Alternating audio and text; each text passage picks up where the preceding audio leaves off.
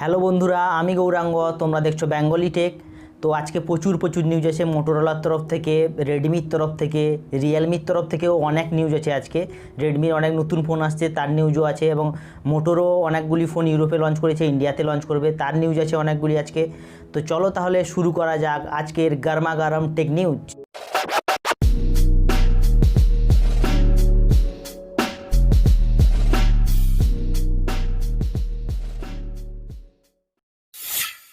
তো প্রথম নিউজটা আসছে ওপোর তরফ থেকে। ওপো রেনো 4SE যে ফোনটা, এই ফোনটার লঞ্চ কনফার্ম হলো। এটা চায়না টেলিকমে লিস্টেড হয়েছে এই ফোনটা, এবং এই ফোনটাতে আমরা পাবো 65 ওয়াটের ফাস্ট চার্জার পাবো, এবং এটার 8GB 120GB, যেটা প্রথম যে ভেরিয়েন্টটা ওটা পাবো আমরা 8GB এবং 128GB স্টোরেজের সাথে, যার প্রাইস আন্ডার 30,000-এর মধ্যে থাকে, এবং 8GB 256GB তার প্রাইস আমরা পাবো 33,000। এটা চায়নাতে লঞ্চ করবে কিছুদিনের মধ্যে, এবং ইন্ডিয়াতেও এটা সম্ভবত খুব তাড়াতাড়ি আসতে চলেছে। ফাইনালি মোটোরোলা মোটো G9 প্লাস যে ফোনটা, ওই ফোনটা লঞ্চ করলো ইউরোপে, যার প্রাইস রাখা হয়েছে প্রায় 25,000-এর মতো ইউরোপিয়ান প্রাইসে, এবং এর 6.81 ইঞ্চি আমরা ডিসপ্লে পাচ্ছি এটাতে, এবং এছাড়া এটা ফুল HD প্লাস ডিসপ্লে পাচ্ছি এটাতে আমরা, এবং 730G যে প্রসেসরটা, ওই প্রসেসরটা পাচ্ছি। এটা একটাই ভ্যারিয়েন্টে লঞ্চ করেছে, 4GB 128GB।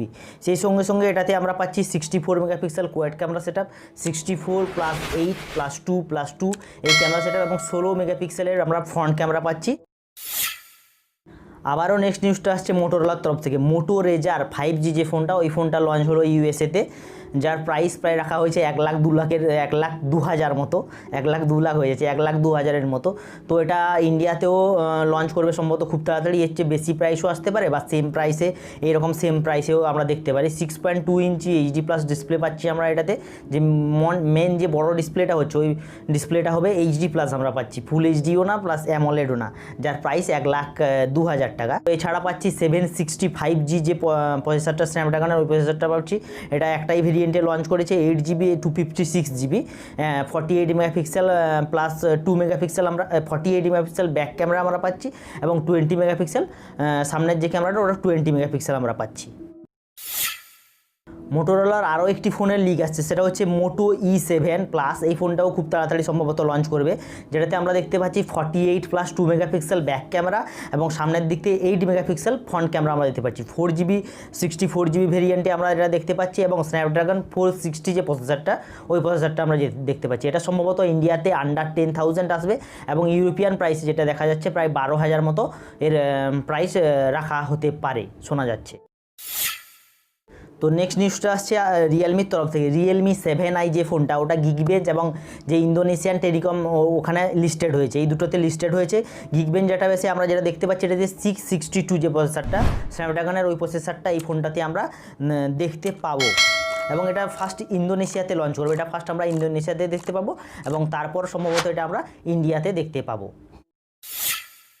তো কিছুদিন আগেই বলেছিলাম যে রিয়েলমি নার্জো সিরিজের কথা, ওই যে নার্জো সিরিজটা আসছে, ওই নার্জো সিরিজের আমরা বলেছিলাম যে দুটো ফোন সম্ভবত আসবে। নার্জো সিরিজ একটা আসছে, যেটাতে আমরা 3টি ফোন পাবো। রিয়েলমি নার্জো 20 যে সিরিজটা, ওর 3টি ফোন আমরা পেতে চলেছি। Realme Narzo 20A, Realme Narzo 20, Realme Narzo 20A এবং রিয়েলমি নার্জো 20 প্রো, এই 3টে ফোন আমরা রিয়েলমির তরফ থেকে খুব তাড়াতাড়ি নার্জো সিরিজে পাবো। তো রিয়েলমির তরফ থেকে আরও একটি নিউজ আসছে, রিয়েলমি C12, C11, C15 এই 3টে ফোন তো এসছে, এবার শোনা যাচ্ছে C17ও খুব তাড়াতাড়ি লঞ্চ করবে, যেটাতে আমরা দেখতে পাচ্ছি যে এটা গিগবেঞ্চ যেটা বেসে, এবং IMDA যে সার্টিফিকেশান লিস্টে, ওখানেও লিস্টেড হয়েছে, এবং এটাতে আমরা দেখতে পাচ্ছি স্ন্যাপড্রাগনের 460 প্রসেসর, স্ন্যাপড্রাগনের 460 প্রসেসর আমরা দেখতে পাচ্ছি, এবং এটাতে আমরা দেখতে পাচ্ছি যে 6GB র্যাম সহ, এবং অ্যান্ড্রয়েড অপারেটিং সিস্টেমের ওপর চলছে এই ফোনটা। তো এই ফোনটা আমরা খুব তাড়াতাড়ি সম্ভবত রিয়েলমির তরফ থেকে দেখতে পাবো।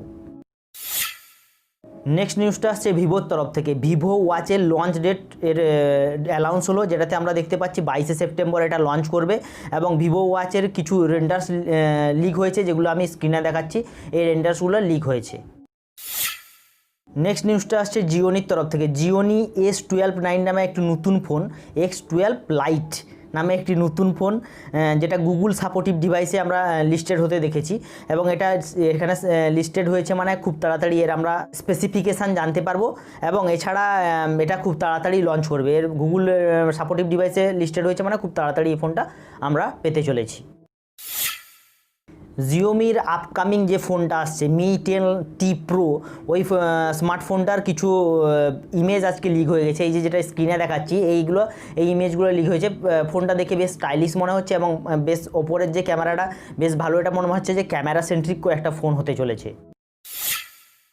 জিওমি ইন্ডিয়াতে আজকে লঞ্চ করলো Mi eco active T shirt, যেটা মূলত ফেলে দেওয়া যে প্লাস্টিকের বোতলগুলো এটা থেকে এটা তৈরি করা হয়েছে এবং এটা স্কিনের পক্ষে খুব ভালো এটা নাকি বলা হচ্ছে, এবং এটা 999 টাকাতে লঞ্চ করা হয়েছে। মেড ইন ইন্ডিয়া, এটা ইন্ডিয়াতেই তৈরি করা হয়েছে। তো এটা 999 টাকায় কেউ যদি কিনতে চান অবশ্যই কিনতে পারেন, mi.com থেকে এটা পাওয়া যাবে। নেক্সট নিউজটা আসছে শাওমির সাব ব্র্যান্ড রেডমির থেকে। রেডমির আমরা 3টে নতুন ফোন খুব শীঘ্রই দেখতে পাবো, যেটাতে আমরা কোয়েলকমের 7 সিরিজ, কোয়েলকম স্ন্যাপড্রাগনের 7 সিরিজের প্রসেসর আমরা দেখতে পাবো।